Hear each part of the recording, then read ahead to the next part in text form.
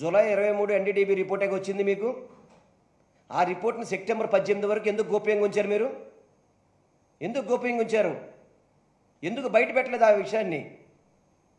2 నెలల కాలం ఎందుకు బయట పెట్టలేదు?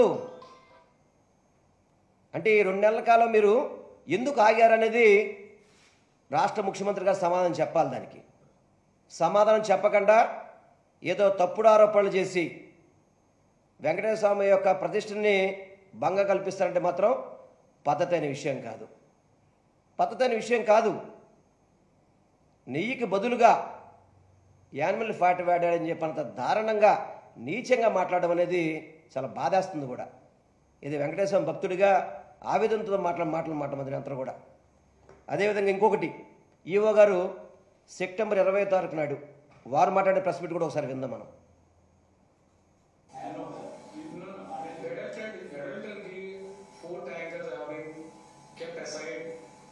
And then they were kept aside so that they can be used when the reports come clear. But the reports unfortunately didn't come clear, then we rejected, we sent away.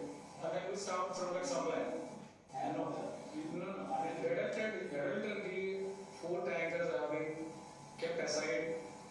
And then they were kept aside so that they can be used when the reports come clear. But the reports unfortunately didn't come clear, then we rejected, we sent away. And then we stopped from that supply. మీరు చూశారు కదా, ఆయన September 9వ తారీఖు మాట్లాడుతూ ఏదైతే July 6న 2 లారీలు, July 12 2 లారీలు వచ్చినాయో అవి టీటీడీ టెస్ట్ ల్యాబ్లోనే రిజెక్ట్ అయినాయి కాబట్టి వాటిని పక్కన పెట్టి ఆ రిపోర్ట్ వచ్చిన తర్వాత వాటన్నిటిని కూడా రిటర్న్ చేసామని చెప్పని సాక్షాత్తు ఈవో చెప్పాడు. 29న సెప్టెంబర్, అంటే చంద్రబాబు నాయుడు 18వ తారీఖు నాడు ఏదైతే వాడేశారని చెప్పారో, నెయ్యికి బదులుగా యానిమల్ ఫ్యాట్ వాడారని చెప్పారో, 29న ఈవో గారు వాటిని మేము రిటర్న్ చేసామని కూడా చెప్పారు. మరి మరొకసారి 22/9న మళ్ళీ చంద్రబాబు గారు మాట్లాడారు. ఇది కూడా ఒకసారి విందాం. ఒకసారి ఇక్కడికి వచ్చినప్పుడు 4 ట్యాంకర్స్, అప్పటికే 4 ట్యాంకర్స్ వచ్చేసాయి, దాన్ని వాడారు.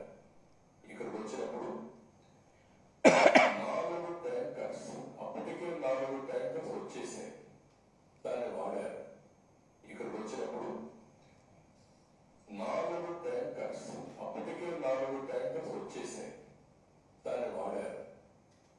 చూశారు కదా మీరు, ఏదైతే 4 ట్యాంకుల్ని నాలుగు ట్యాంకర్లని ఈఓ గారేమో మా ల్యాబ్లోనే పొరపాటు అక్కడ తప్పు తేలింది కాబట్టి వాటిని మేము పక్కన పెట్టి రిజెక్ట్ చేసామని చెప్పాడు ఆయన. చంద్రబాబు గారేమో 4 ట్యాంకర్లని వాడేసామంటున్నారు. నేను నిన్న కూడా అన్నాను, చంద్రబాబు నాయుడు గారు రాష్ట్ర ముఖ్యమంత్రిగా ఉన్నారా, తిరుమల తిరుపతి దేవస్థానం ఈఓగా పనిచేస్తున్నాడా? ఈఓ మాటలు నమ్మాలా, చంద్రబాబు మాటలు నమ్మాలా?